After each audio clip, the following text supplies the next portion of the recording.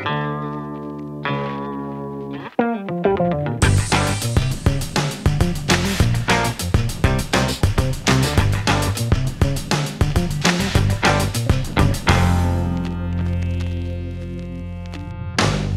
balandžio Tauragės kurjerio numeris taip pat pilnas įdomių ir aktualių naujienų.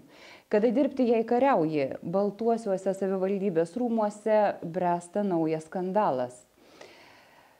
Savivaldybės darbuotojai surašė raštą merui ir administracijos direktoriui, sakydami, kad jiems nebeįmanoma normaliai dirbti. Taigi apie bręstantį karą savivaldybės koridoriuose rytojaus vedamajame. Hidroelektrinės ant Balskų tvenkinio kranto statytojai pralaimėjo vieną mūšį ir teismas įpareigojo bendrovę Hidroenergiją sumokėti didžiulę skolą Tauragės rajono savivaldybės tarybos naudai. Tačiau ar iš tikrųjų beveik 600 000 eurų pateks į Tauragės biudžetą?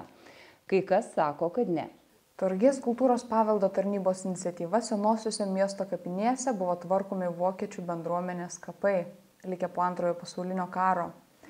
Sužinota įdomių faktų kaip toks, kad vietoje senųjų miesto kapinių buvo planuojama pastatyti mėsos perdirbimo cechą.